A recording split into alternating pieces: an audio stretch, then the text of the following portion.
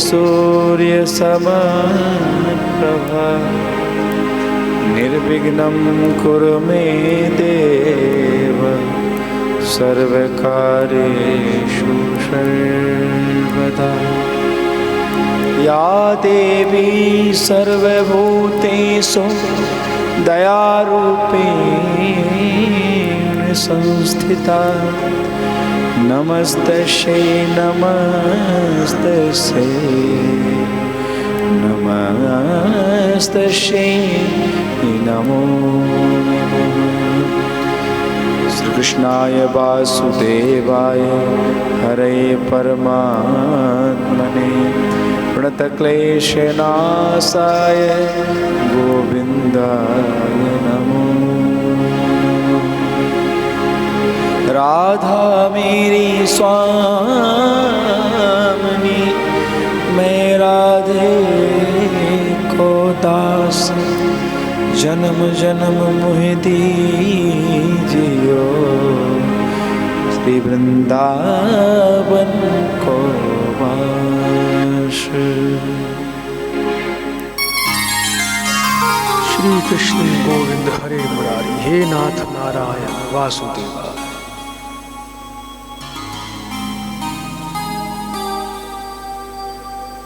बड़े प्रेम से बोलिए श्री वृंदावन बांके बिहारी लाल की जय हो।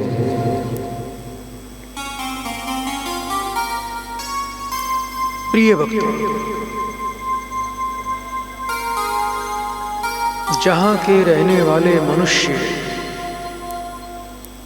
संतोष पूर्वक अपना जीवन व्यतीत करते हैं,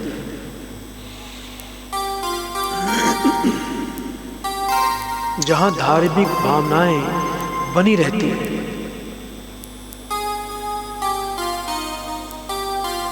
और जहां पर लोग धर्म में विश्वास रखते हैं,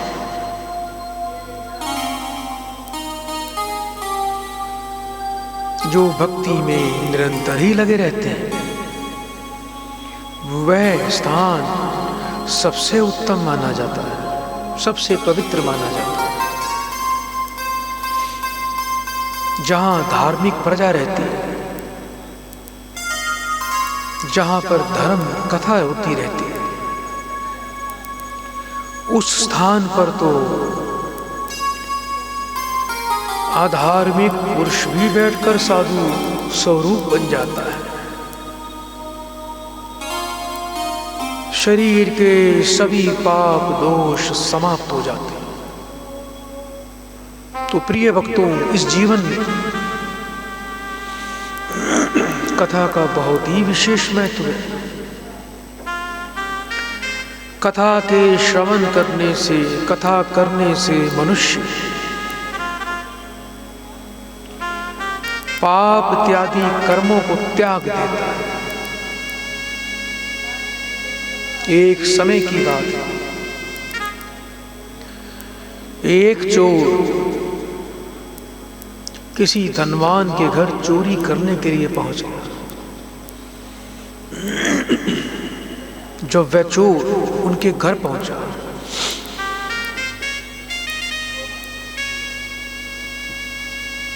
उसने देखा कि उस सेठ के घर पर भगवान की कथा चल रही है।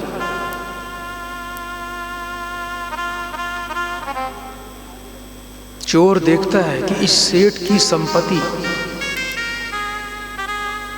और कथा स्थल के कमरे में ही, यानी जहां कथा हो रही थी, उसकी तिजोरी भी उसी कमरे में ही रखी थी। अब चोर मन ही मन विचार करने लगा, जब कथा समाप्त हो जाएगी तब मैं यहां पर चोरी के कार्य को पूर्ण करूंगा। वो चोर वहीं बैठकर कथा सुनता रहा। पंडित जी कथा सुना रहे थे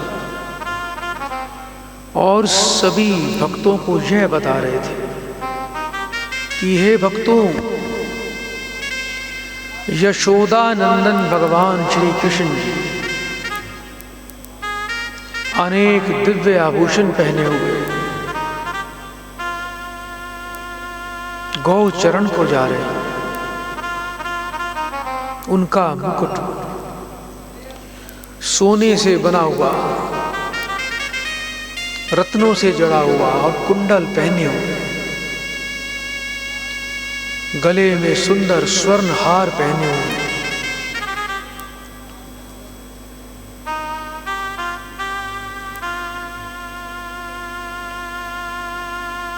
केयूर और कंकड़ भी धारण करते हैं।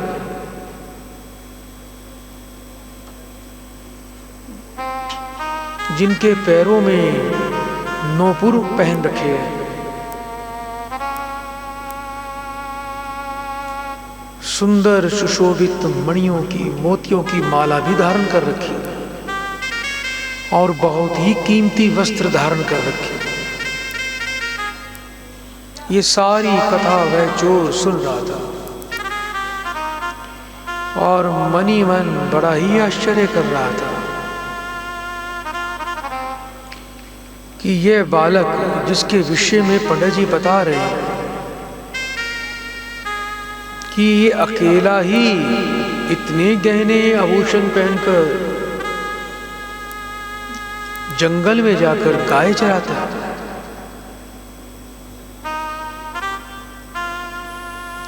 तो फिर यहां पर छोटी मोटी चोरी से क्या होगा। अब इसी बालक का ही मुझे पता लगाना होगा,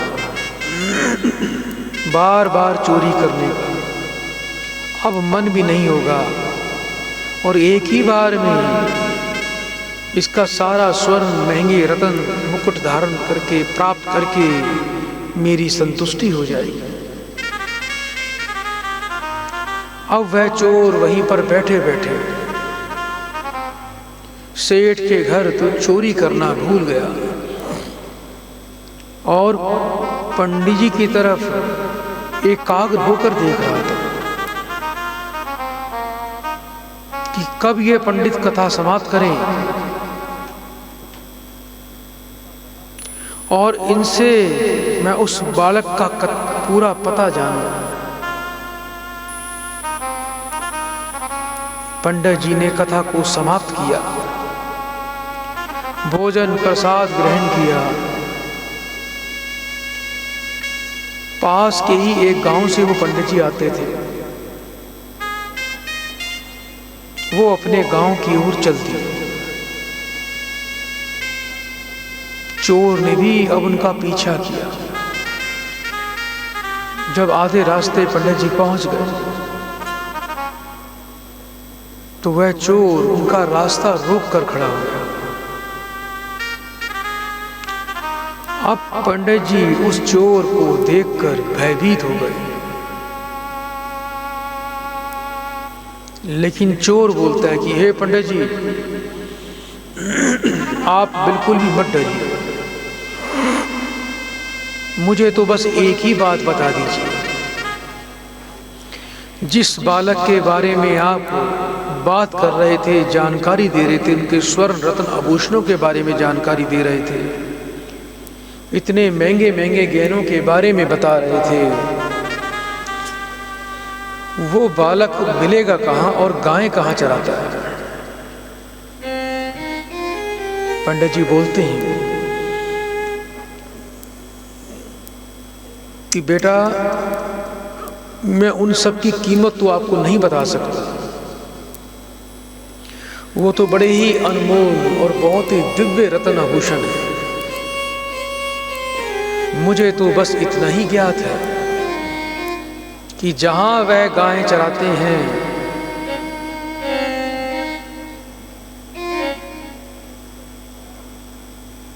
उसकी जानकारी मैं दे सकता हूं।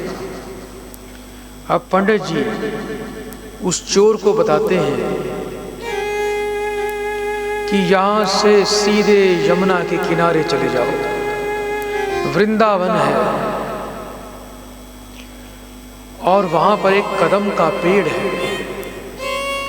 उसी पेड़ के आसपास, उसी वन में वह यशोदा नंदन घूमते हैं और गैया चराते हैं और ये सब रतन जड़ित आभूषण पहनकर वहां विचरते हैं।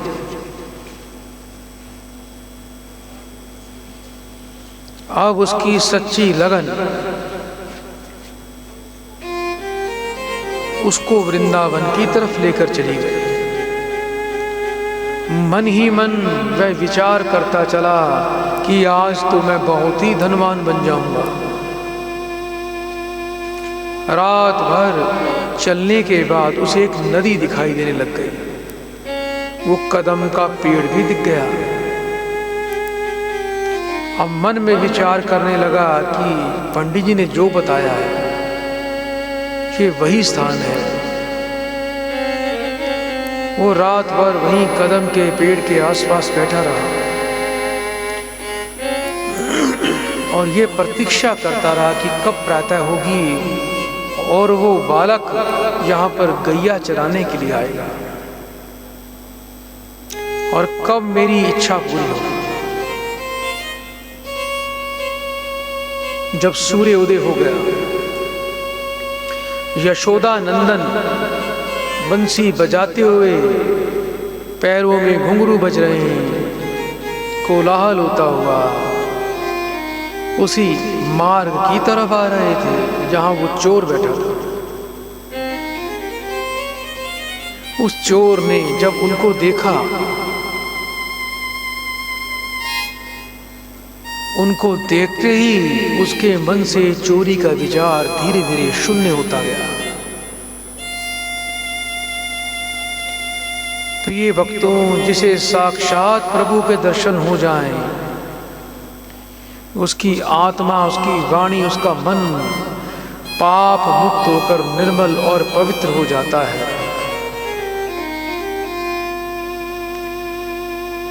जब भगवान श्री कृष्ण वहां से निकले,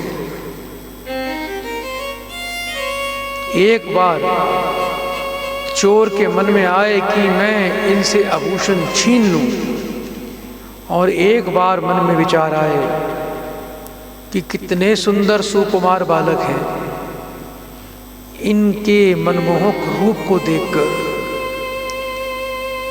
मेरा मन नहीं करता कि मैं इनसे धन लूट लूं और छीन लूं। फिर दूसरी बार मन में विचार फिर आया कि मैं तो चोरी करने के लिए ही यहाँ आया हूं, और ऐसा कहकर मैं भगवान के निकट पहुंचा और उनसे कहने लगा कि हे बालकों, ये रतन जड़ित आभूषण पहन रखे हैं, ये मुझे दे दो। भगवान मुस्कुराते हुए कहने लगे कि ये सारे रतन आभूषण हम तुम्हें ही दे देंगे। जब ऐसा भगवान श्री कृष्ण उस चोर से कह रहे हैं और चोर उनके मुख की छवि को बड़ी एकाग्रता से देख रहा है, अब उसका धीरे धीरे हृदय परिवर्तित होने लग गया।